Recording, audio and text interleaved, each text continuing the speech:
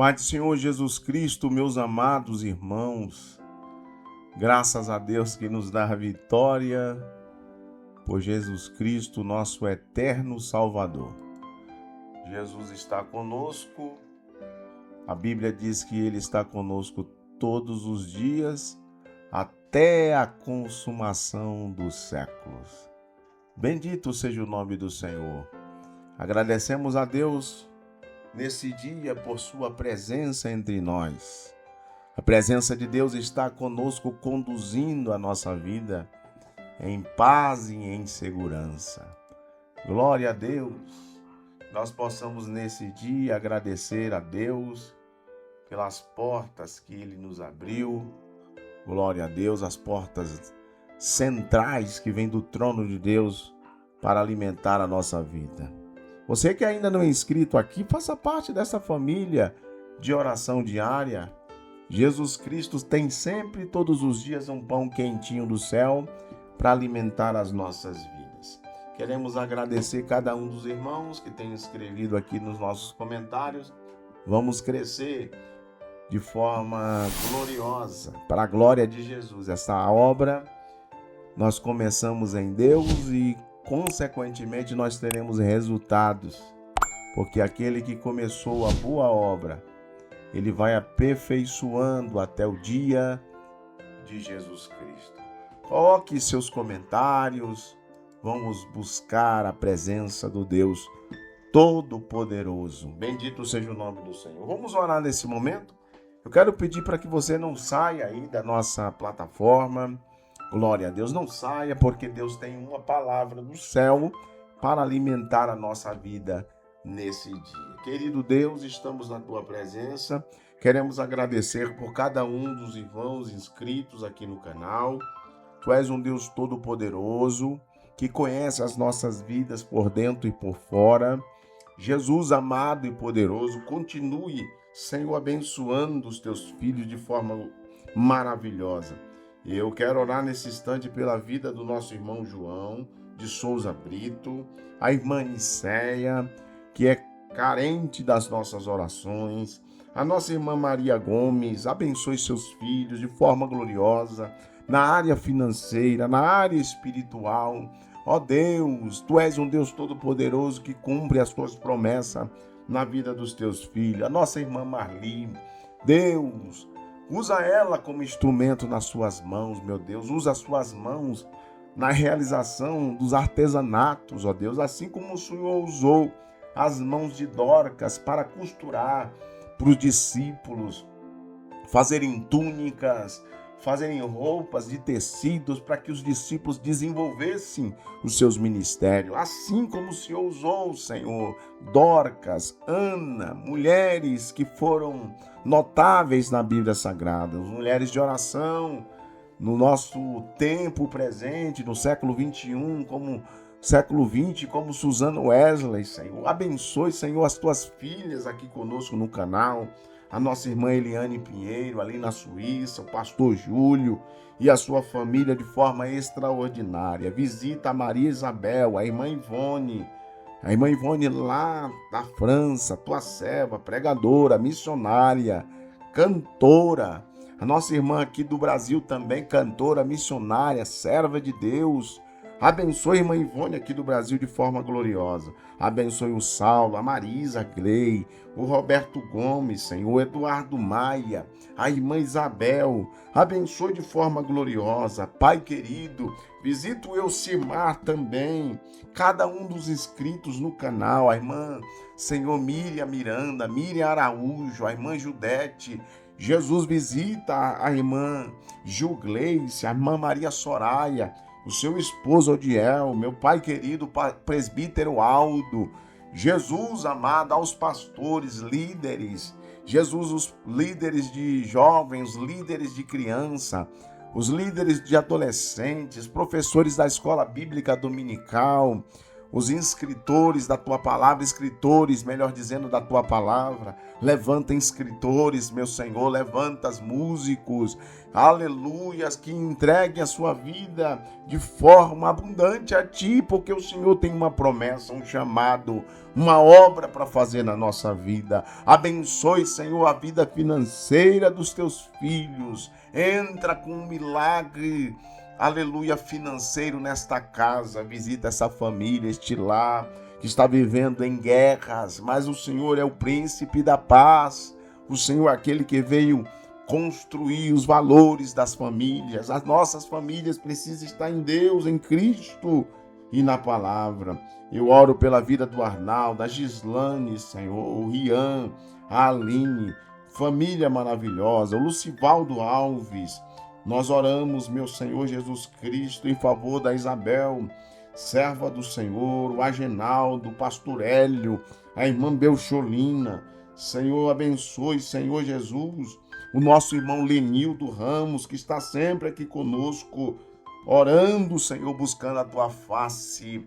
Deus de vitória, Deus de cura, realiza agora uma cura, realiza agora o milagre da cura, da restauração na vida dos teus filhos, meu Pai. Nós te pedimos, Pai, e te agradecemos. A nossa irmã Lindinalva também, que está aqui conosco no canal. Abençoe tua serva, irmã Lindinalva. Abençoe, Jesus, de uma forma maravilhosa. Marilene, visita cada um com a sua necessidade específica.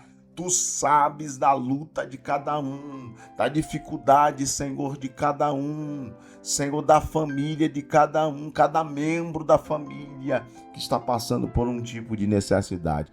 Qual que é o nosso objetivo como igreja militante? Senhor, orar para que o Senhor possa agir, ó Deus, na necessidade de cada família. Nós te pedimos, ó Deus, em nome de Jesus. Amém. Queridos, hoje, glória a Deus, no dia 28/11/2025, estaremos falando sobre a chamada de Paulo, um dos trator de esteira, né? O Paulo fez trabalhos extraordinários para Deus no Novo Testamento. Por exemplo, Paulo, ele escreveu, melhor dizendo, 13 livros. 13 livros. Quantos livros nós temos no Novo Testamento? São 27, não é isso? 27, quase a metade dos livros escritos no Novo Testamento. Nós temos o conteúdo doutrinário praticamente da igreja, teológico, apologético, escrito pela vida do apóstolo Paulo. Ele foi um referencial. Seus escritos inspiram jovens, né? Inspiram teólogos, pastores, mestres, a permanecer com a fé inabalável. Vamos aprender hoje sobre a chamada de Deus na vida de Saulo. Capítulo 9 do livro de Atos dos Apóstolos, versículo de número 15. Disse, porém, o Senhor: vai, porque este é para mim, um vaso escolhido, para levar o meu nome diante do gentio, dos reis e dos filhos de Israel. Queridos irmãos, Saulo de Tarso, ele era um fariseu. Ele perseguia veementemente os seguidores de Jesus. Ele tinha autorização do governo romano para prender os cristãos em Damasco. No caminho para lá, ele teve um encontro sobrenatural. Quando Paulo foi para Damasco, em mais um dia de perseguição, uma luz intensa e a voz divina do céu o cercou e ele caiu no chão e ouviu uma voz que dizia: Saulo, Saulo, por que tu me persegues? Quem está falando aqui é o dono da igreja. Nós sabemos que a igreja tem dono, a nossa vida tem dono. Nós não somos um povo sem proteção, um povo qualquer, que as pessoas fazem o que quer. Conosco, não. Há uma promessa sobre a igreja. A igreja está debaixo, sob a promessa, debaixo da promessa de Deus. O Senhor falou para Pedro, tu és Pedro, tu és Petrus, no latim, no grego, tu és preto, fragmentos de pedra. E sobre esta pedra, Jesus estava se referindo a ele mesmo. Tu vais edificar a minha igreja e as portas do inferno não prevalecerão contra ela. A igreja tem um dono. Jesus, ele se identifica como dono dela. Ele disse, quem és tu? Quando Saulo disse, quem és tu? O Senhor disse para ele, eu sou Jesus, a quem tu persegues. O Senhor está revelando a Saulo que a igreja é dele. E ele perseguindo o povo da igreja, ele está perseguindo ao próprio Cristo. E isso trouxe para ele uma pena. O Senhor tocou nos olhos dele com uma cegueira e ele não tinha direção. Saulo ficou cego fisicamente por 3 dias. Ele também estava cego espiritualmente. Mas lá em Damasco, ele receberia novas instruções. O Senhor chama um homem que você só vai ver o nome dele aqui nesse capítulo 9 do livro de Atos dos Apóstolos. Se eu não me engano, só fala em Ananias no capítulo 9 de Atos. O Senhor disse a Ananias, vai lá à rua chamada direita. Deus conhece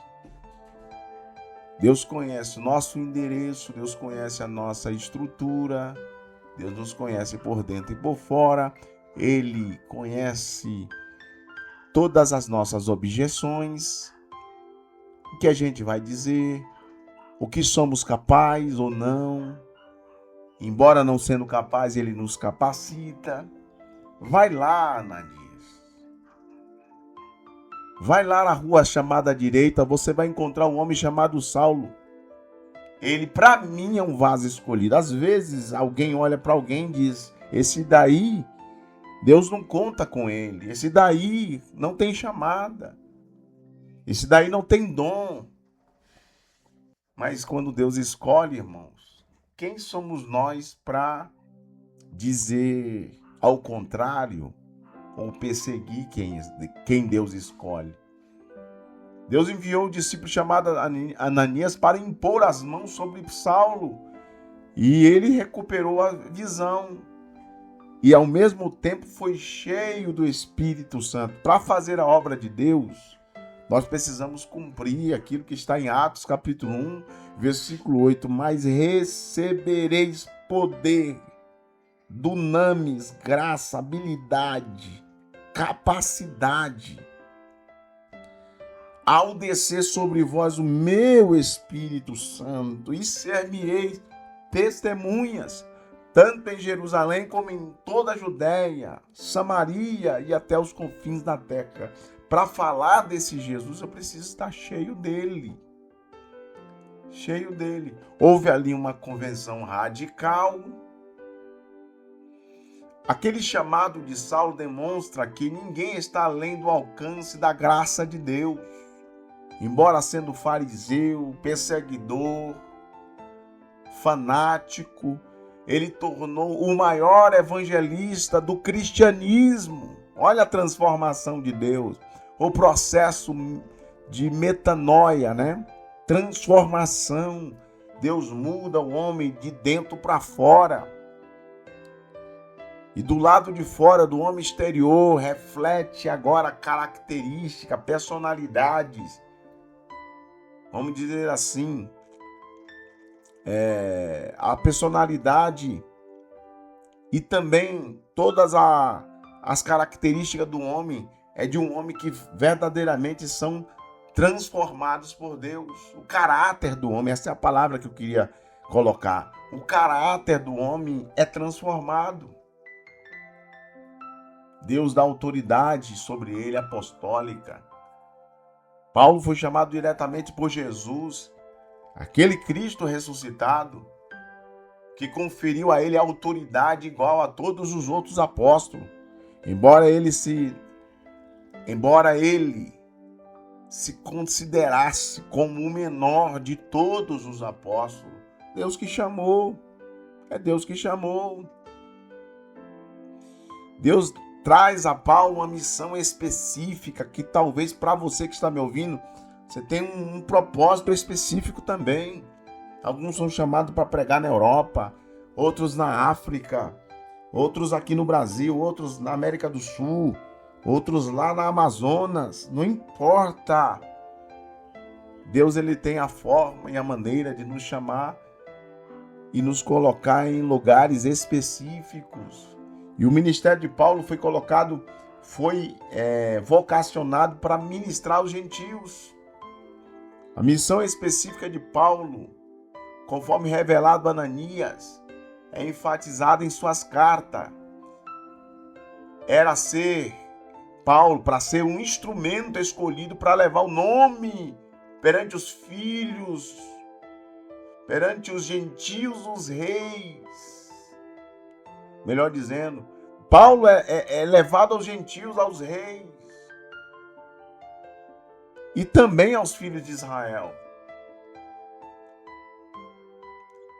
Havia um poder na vida de Paulo otorgado pelo próprio Jesus. A experiência de Paulo enfatiza que a salvação vem pela graça. A fé do homem que acredita ou responde positivamente ao Cristo crucificado e ressurreto, e não apenas pelas obras da lei.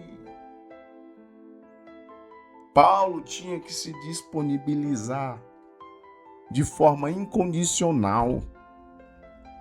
Quantas pessoas dizem que são chamados por Deus, mas não se disponibilizam, não fazem, não vão, não dão ouvido, não entendem o projeto de Deus.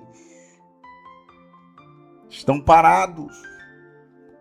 Mas Deus está preparando o pão quentinho na cabeceira, como preparou para Elias, para recobrar o seu ânimo. O Senhor está dizendo: levanta e come e bebe, porque muito longa é a tua caminhada. Deus está falando conosco esses dias sobre chamada. Você precisa se disponibilizar de forma incondicional. Após a sua conversão, Paulo se dedicou sua vida a pregar o evangelho, suportando sofrimentos pelo nome de Jesus, demonstrando total rendição à vontade de Deus. Nós precisamos nos render à vontade de Deus. Paulo dá um testemunho poderoso da graça de Deus. O que a graça pode fazer na vida de um homem que perseguia a igreja, que tinha autoridade romana para prender, para matar. Mas o Senhor deu um basta na vida dele e diz: não, a partir de agora eu vou mudar a tua história. Você vai convergir o seu caminho. Conversão é isso, mudar de rota. Até então você está em uma rota sem freio, desobedecendo a Deus e a vontade de Deus. Mas a partir de hoje Deus está mudando a sua rota e mudando a sua vida por completo. Receba a palavra neste momento em nome do Senhor dos Exércitos. A graça faz isso. A graça é o antídoto de Deus contra o pecado. A graça, Tito 2:11, se há manifestado trazendo salvação a todos os homens. O evangelho é para todos, independente de raça, cor, idade, classe social, homem, mulher, criança, jovem, adolescente. Não, a graça alcança a todos. O Evangelho, João 3,16 é para todos, porque Deus amou o mundo de tal maneira que deu seu Filho unigênito para que todo aquele que nele crê não pereça, mas tenha a vida eterna.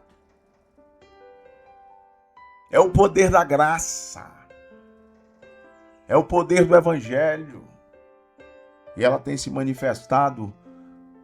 E nós estamos pregando este Evangelho que transforma a nossa vida. A graça que cura.